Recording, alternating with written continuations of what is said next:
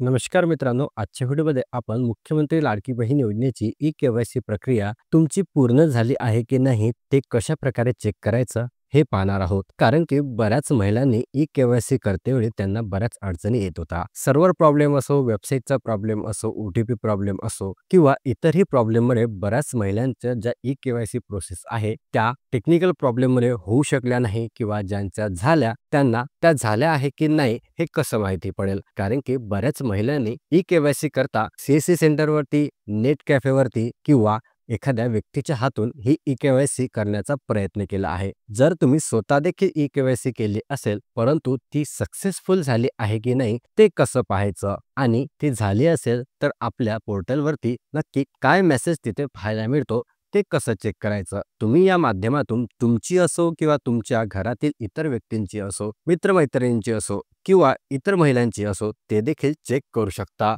तर याकरता तुम्हाला सर्वात पहिले तर यायचं आहे ladkibhin.maharashtra.gov.in या अधिकृत पोर्टलवरती. या वेबसाईटचा ॲड्रेस आपल्या टेलिग्राम चॅनल तसेच व्हॉट्सअप चॅनलवरती दिलेला आहे. या ॲड्रेसवरती आल्यानंतर तुम्हाला इथे एक ऑप्शन पाहायला मिळेल, ज्यामध्ये तुम्हाला इथे एक बॅनर पाहायला मिळेल. मुख्यमंत्री माझी लाडकी बहीण योजनेचे लाभार्थी ई-के-वाय-सी प्रक्रिया पूर्ण करण्यासाठी इथे क्लिक करा. या ऑप्शनवरती तुम्हाला क्लिक करायचं आहे. या ऑप्शनवरती क्लिक केल्यानंतर तुम्हाला इथे नवीन पेज जो आहे तो ओपन होईल. या नवीन पेजमध्ये लाभार्थी आधार क्रमांक टाका अशा प्रकारचं ऑप्शन दिसतं.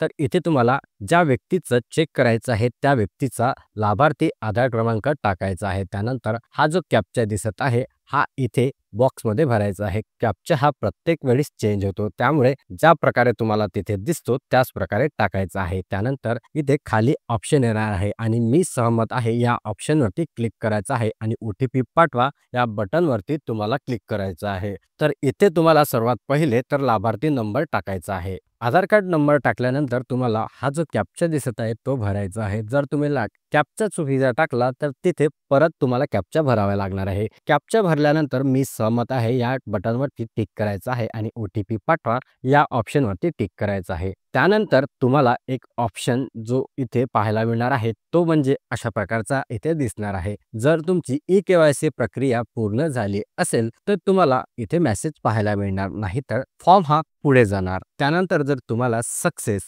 तुमची ई-के-वाय-सी पडताळणी यशस्वीरित्या पूर्ण झाली आहे आणि अशा प्रकारचा जर मेसेज आला तुम्हाला स्क्रीनवरती दिसत असेल, अशा प्रकारचा जर तुम्हाला तिथे पॉपअप विंडो पाहायला मिळाला तर तुमची ई-के-वाय-सी प्रक्रिया पूर्ण झाली आहे आणि तुम्हाला जे हप्ते आहेत ते तुमचे सुरळीत सुरू राहणार आहे. तर अशा प्रकारे तुम्ही तुमच्या लाडकी बहीण योजनेची ई-के-वाय-सी सक्सेसफुल झाली आहे की नाही ते घर बसल्या अगदी एका मिनिटामध्ये मोबाईलवरती चेक करू शकतात. अशाच प्रकारचे नवनवीन अपडेट आपल्या चॅनलवरती येत राहतात.